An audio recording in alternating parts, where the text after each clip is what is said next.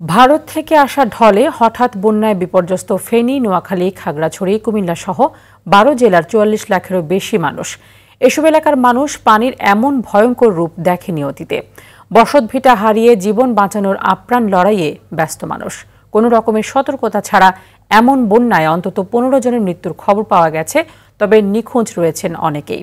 সরকারি বেসরকারি উদ্যোগে নিঃস্বার্থ সহযোগিতায় আশার আলো দেখছেন বানভাসীরা।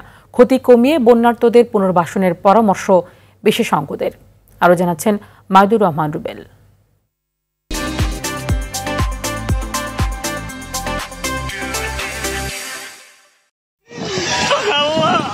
বানের জোয়ারে ভাসিয়ে নিয়েছে বসত ভিটা, ভাসতে ভাসতে ঠেকেছে গাছের ডালে। কিন্তু পানির তোড়ে বেশিক্ষণ টিকে থাকা সম্ভব নয়, আর তাই তো বাঁচার এই আকুতি। ফেনী, নোয়াখালী, খাগড়াছড়ি এবং কুমিল্লায় বানের পানিতে ভাসছে প্রিয়জনের মৃতদেহ।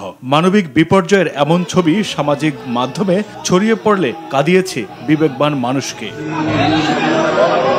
আকস্মিক এই বন্যায় বড়রা কোনো মতে পার পেলেও প্রচন্ড মৃত্যু ঝুঁকিতে শিশু ও বয়োবৃদ্ধরা। সবচেয়ে বেশি ঝুঁকিতে দুর্গম এলাকার বাসিন্দারা। বৈরী পরিবেশে তাদের উদ্ধারে বেশ বেগ পেতে হচ্ছে স্বেচ্ছাসেবীদের। বন্যাপীড়িত এলাকায় সহায়তার পাশাপাশি আক্রান্তদের উদ্ধারে ঝাঁপিয়ে পড়তে দেখা গেছে বিভিন্ন স্বেচ্ছাসেবী সংগঠন ও ব্যক্তিকে। নৌকা, স্পিডবোট, এমনকি হেলিকপ্টার নিয়ে উদ্ধার কাজে গেছে কেউ কেউ।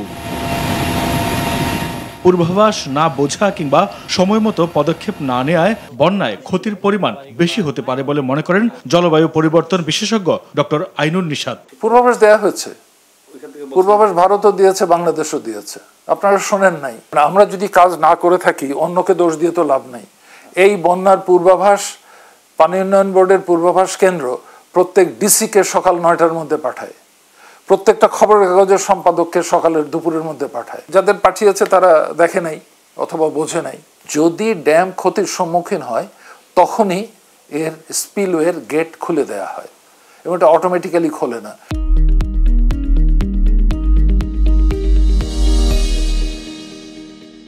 কখন খুলবে এই সিদ্ধান্তটা নিতে হয়। কিভাবে বন্যা দুর্গতদের ক্ষতি কমিয়ে এনে তাদের পুনর্বাসন করা যায় দিলেন তার পরামর্শ। এই ধরনের ঘটনা আবার কবে হবে we cannot say it, but জলবায়ু পরিবর্তনের কারণে এটা আরো ঘন ঘন হবে, এই হচ্ছে ব্যাপার। কাজেই এখন থেকেই প্রস্তুতি নেওয়া উচিত যে আগামী বন্যার সময় আমরা কিভাবে ব্যবস্থাপনা করব, এবং এই ক্ষেত্রে ভারত বাংলাদেশের মধ্যে সহযোগিতাটা কিভাবে হবে এটাও ঠিক করা দরকার। বন্যার্তদের বিপদ যত বাড়ছে তার সাথে পাল্লা দিয়ে বাড়ছে ঐক্য, বাড়ছে সহযোগিতার হাতও।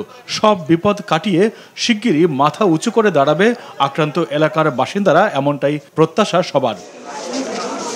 মাইদুর রহমান রুবেল, RTV, ঢাকা।